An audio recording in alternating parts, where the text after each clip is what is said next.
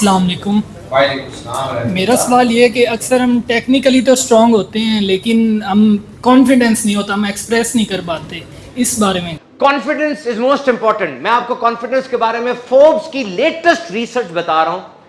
जितना कुछ आपको इंटरनेट से मिलेगा कि हाथ इस तरह मिलाओ, आई कांटेक्ट दो, ये कॉन्फिडेंस नहीं है। ये कॉन्फिडेंस के रिजल्ट में आने वाली चीजें हैं कि कॉन्फिडेंस होगा, अब हैंडशेक मजबूत होगा, अब आई कांटेक्ट में जान आएगी, अब आपकी जात सॉलिड बनेगी। मैं आपको यह बता दूं कि कॉन्फिडेंस ये कोई बिहेवियर नहीं है। मेरे पास लोग आते हैं, अंदाजे गुफ्तगू ऐसा होता है जैसे बड़ा कॉन्फिडेंट है, बॉडी लैंग्वेज ऐसी होती है जैसे बड़ा कॉन्फिडेंट है। कॉन्फिडेंट वो होता नहीं है, स्पार्क आ रहा होता है, वाइब आ रही होती है, कॉन्फिडेंस उसमें है नहीं, बिल्कुल फारिग है। ये दीज फोर थिंग्स, ये चार चीजें आज से प्रैक्टिस करो, 10 दिन के अंदर अंदर तुम कॉन्फिडेंस का पहाड़ ना बन गए। यहां खड़ा हूं मैं। Number 1, bring order and discipline in your life. The more disciplined you are, the more confident you are. अपनी जिंदगी में ऑर्डर लेकर आओ। अगर मैं देखूं आपकी मेज बिखरी हुई है, आपका दिमाग भी बिखरा हुआ है। अगर आपके कमरे में गंद है, आपके दिमाग में भी गंद है। डिसिप्लिन का मतलब यह है सबके सामने नहीं, इंसान की सेल्फ रिस्पेक्ट तन्हाई में बनती है उसके सामने। अकेले में आप अपने से किए हुए वादे कितने निभाते हैं, कितना मजबूत रहते हैं। जब कोई नहीं देख रहा, उस वक्त आपकी जात की मजबूती क्या है, यह कॉन्फिडेंस है। नंबर 1। नंबर 2, याद रखना, कॉन्फिडेंस इनर नैरेटिव, इमोशन और एक्शन, इन तीनों के अलाइन होने का नाम है। अंदर से भी मजबूत होता है बंदा, उसके एक्शन में भी मजबूती होती है, उसके जज्बात में भी मजबूती होती है। अब पता चलता है कि किस जगह पर खड़ा हुआ है। Number 2, if you express gratitude you are confident. अगर आपकी जबान पे शुक्र नहीं है ना, तो ये कॉन्फिडेंस नहीं, ये गुरूर है, ये अना है। अगर उस जज्बे को, उस चीज को आप खुद एतमादी कहना चाहते हैं, शुक्र अदा करें। और एक दफा जरा मेरे साथ मिलके सारे, एक दफा जो कुछ आपके पास है ना, ब्लेसिंग, बर्डन नहीं, ब्लेसिंग, उसको जरा याद करें। वो मां जिसके चेहरे की ज़ियारत हज का सवाब है, वो बाप जिसकी रिजा से जन्नत का दरवाजा खुलना है, या आपकी आंखें जो दुनिया के 8 करोड़ लोगों के पास नहीं है, या आपकी पलक झपकने की बात जो कि मुख्तलिफ लोगों के पास बीमारी की वजह से नहीं है। वो जो ब्लड कैंसर में तड़प रहे हैं, ये साथ हमीद लतीफ है, ये साथ जनरल अस्पताल है। उस जिंदगी को जिसको आप किसी काबिल समझते ही नहीं हो, एक दफा चक्कर लगा कर आओ। टू टू की आवाजों के अंदर वो जो खुराक की नाली से खाना खा रहा है, जो वेंटिलेटर पर गिरा हुआ है, वो जिसको कैंसर डिक्लेयर हो चुका है, एक दफा उसका हाल देखो और अपने आप को सोचो और कहो अल्हम्दुलिल्लाह, कहो अल्हम्दुलिल्लाह। एडवांस में कह दो यूईटी के इंजीनियर, जिस दिन तुम्हारी यूईटी की तालीम मुकम्मल होनी है, तुम यूईटी लाहौर के इंजीनियर बन जाओगे। पूरे पाकिस्तान में बयान करने जाता हूं मैं, किसी से पूछूं पंजाब यूनिवर्सिटी का इंजीनियर है, यूईटी का इंजीनियर है, एक लेवल होता है, एक लेवल है। आम बंदे नहीं है आप, नंबर लेकर आए हैं, मां की दुआएं हैं, अल्लाह का करम है। इस बस को हाथ लगाने के लिए लोग तरसते हैं और आप इसके अंदर मौजूद हैं। कहो अल्हम्दुलिल्लाह, वरना नेमत छिन जाती है। अल्लाह का असूल है, ये नेमत छिन जाती है और किस तरह छिनेगी तुम्हें पता भी नहीं चलेगा। से ग्रेटिट्यूड। और जब आप कहते हो ना अल्हम्दुलिल्लाह, इससे बड़ा फख्र क्या होता है? आप कहते हो अल्लाह अकबर, बस अल्लाह ही बड़ा है। और जब मैंने कह दिया अल्लाह बड़ा, तो किसी की बड़ाई मेरे आगे कुछ नहीं है। फिर जब मैंने कह दिया अल्लाह अकबर, अब किसी की बड़ाई मुझे क्या असर करेगी? ग्रेटिट्यूड। खुद एतमाद होना चाहते हो, अल्लाह का शुक्र अदा करना कभी ना छोड़ो। Number 3, make a plan, you will never fall apart. कहो कि मैं कभी भी गिरूंगा नहीं, गिर गया तो उठ जाऊंगा। मैंने ना टेनिस प्लेयर्स के ऊपर रिसर्च पढ़ी, सेरेना विलियम्स के ऊपर, और एक कितने बड़े बड़े वो थे, जोकोविच था सर्बिया का, और कौन सा था, रॉजर फेडरर, वो मेन था इसमें। मैंने पढ़ा कि ये लोग इतनी आगे कैसे निकल जाते थे। पॉइंट मिस होता है ना जब विंबलडन के अंदर, तो जब पॉइंट मिस हुआ तो दुनिया पूरी देख रही है। रिसर्च ये थी कि ये लोग पॉइंट जब मिस होता था ना, उसके फौरन बाद ये कहते थे अब नहीं होगा, अब ठीक हो जाएगा, ये अब मैं संभाल लूंगा। जिसका ये माइंडसेट होता था ना, वो चैंपियन बन जाता था। यानी कुछ भी हुआ मैं संभाल लूंगा, पूरे घर को संभाल लूंगा, अपनी मां को संभाल लूंगा, मैं सेहत मिल जाएगी मुझे। I will never fall apart. ये अपने आप को कहें, मैं गिरने नहीं दूंगा, मुझे सारे तरीके आते हैं, फॉर्मूले आते हैं, कुछ भी हो जाए मैं नहीं गिरूंगा, ये चीज। और आखिरी, try to be a leader. Try to be a leader. I am not saying that you must be a political leader और कॉर्पोरेट लीडर। को मैं बहुत बड़े लीडर की बात नहीं कर रहा, बस ये कि कुछ लोग ऐसे हो जो आप पे इन्हिसार करते हो, जिनकी उम्मीदें आपके साथ वाबस्ता हो, जो आपको देखे तो उनमें जिंदगी की तड़प आ जाए। ये नहीं कि आप ऊंची बोल सकते हैं या उनको मार सकते तो आपकी इज्जत की जाए, नहीं, बल्कि वो इसलिए आपकी इज्जत करें कि आपकी जात में उनको अपने मसाइल का हल नजर आता है। If you adopt these 4 things you will have confidence. Confidence आपको मिलेगा और इतना मिलेगा कि आप हैरान रह जाएंगे। कॉन्फिडेंस का एक और तरीका, साथ रहना, 3 स्टेप स्ट्रेटेजी बोल रहा हूं, 3 स्टेप। नंबर 1, यूसीपी के भी दोस्त मेरे आए हैं, बहुत अच्छा तालीमी इदारा है, एजुकेशन यूनिवर्सिटी से भी आए हैं, सुपीरियर के भी हैं, लाहौर के भी हैं, यूटी के भी हैं, पंजाब यूनिवर्सिटी के भी हैं। याद रखना, आप यूनिवर्सिटी तक पहुंच गए हो ना, पाकिस्तान की 2% आबादी सिर्फ यूनिवर्सिटी पढ़ती है, बाकी नहीं पढ़ सकते। लर्निंग पॉवर्टी बहुत आम है पाकिस्तान में। स्कूल ड्रॉप आउट दुनिया का सबसे ज़्यादा है। वो बच्चे जो स्कूल में होने चाहिए और स्कूल में नहीं है, पाकिस्तान में सबसे ज़्यादा ही, और आप यूनिवर्सिटी तक पहुंच गए ना। Number 1, getting what you have prayed is only the beginning. वो जिस चीज की दुआ मांगी थी वो मिल गया, ये अभी आगाज है। फिर हाथ उठाओ और अब दुआ मांगो डिसिप्लिन की कि जो मिला वो बाकी रहे। फिर हाथ उठाओ और अब दुआ मांगो अकल की कि जो मिला मैं उसको बढ़ाऊं। अब getting what you want is the beginning. Ask for discipline to protect it, ask for wisdom to grow it.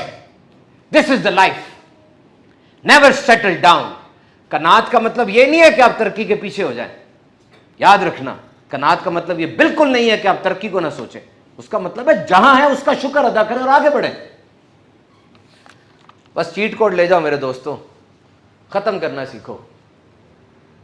Try to finish. ये दुनिया अधूरे वादों, अधूरी किताबों और अधूरे बिजनेस से भरी पड़ी है। शुरू किया था, बस ये नहीं हुआ। क्यों नहीं हुआ? हो सकता था। क्यों डर गए? क्यों झुक गए? क्यों भाग गए? क्या हुआ था? यकीन करें, इस दुनिया के निजाम को ना जिद्दी लोग बड़े पसंद है, जो अड़ जाए। मेरे पास अकल नहीं है, मेरे पास हुस्न नहीं है, मेरे पास कुछ नहीं है, लेकिन मैंने मैदान नहीं छोड़ के जाना, जो मर्जी कर लो, लाश गिरेगी मेरी यहां पे, मैं खड़ा हूं। यह जिद होनी चाहिए। आई एम हियर, मैं जिद्दी हूं, बस करके दिखाऊंगा। दुनिया खुद नवाजती है, दुनिया के खजाने खुल जाते हैं, पासवर्ड चीट कोड्स मिल जाते हैं, सब मेहरबान हो जाते हैं। कुछ तंग आके मेहरबान हो जाते हैं, कुछ दिल से मेहरबान हो जाते हैं। जिद पकड़ो, जिद बड़ी जरूरी है। और अगर आपके प्लान के अंदर मैसिव एक्शन नहीं है, उसको छोड़ दो। Massive action is most important. Massive action is most important. इसी सवाल को बढ़ा के मैं इसके बाद लास्ट क्वेश्चन लूंगा, उसके बाद बात को खत्म करता हूं। याद रखना मेरे दोस्तों,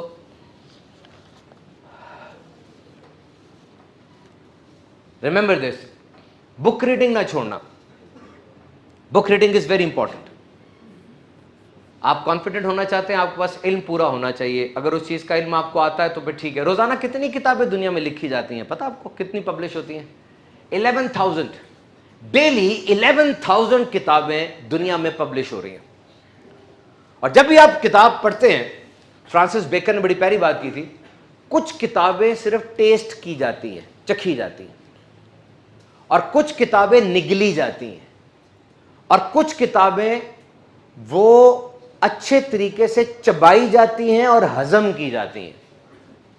कई लोग स्किमिंग करते हैं। स्किमिंग का मतलब क्या होता है? सिर्फ आइडिया ले लिया, बाकी किताब को छोड़ दिया। कुछ स्कैन करते हैं, माइनर डिटेल्स भी आप उसकी लेते हैं और तरकीब बनाते हैं। It depends upon your taste कि आपकी किताब कौन सी है। ये मेरे पास एबन घास एक साइंटिस्ट है, 1885 में इसने फॉरगेटिंग कर्व बनाई थी कि हम चीज़ें भूल क्यों जाते हैं, स्टूडेंट्स को बातें भूल क्यों जाती हैं। बड़ी प्यारी कर्व है। इसके मुताबिक जो चीज़ आप याद करते हैं ना, जो चीज़ आप पढ़ते हैं, आपने 24 घंटे के अंदर अंदर उसको दोहराना ज़रूर है। अगर आपने ना दोहराया तो वो चीज़ आपको भूल जाएगी विद इन 24। बहुत बड़ी कर्व है इसकी, सारी ज़िंदगी इसने इस पर गुजारी है। एबन घास इसका नाम है, चैट जीपीटी करना इसको जाके, इसकी वो चीज़ ना कवर हो जाती है। आप एक बात को 24 घंटे में दोहराएंगे तो वो आपके जहन में करार पकड़ लेगी। So most people they collect information. मेरे साथ रहो। Most people they collect information and some people they connect information. बहुत से लोग इंफॉर्मेशन इकट्ठी करते हैं, कुछ लोग हैं कि जो इंफॉर्मेशन है उसको कनेक्ट करते हैं, पैटर्न बन जाता है।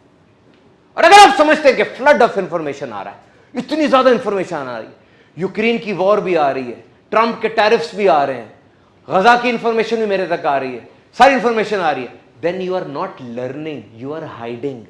आप सीख नहीं रहे, आप अपने आप को बचा रहे हैं।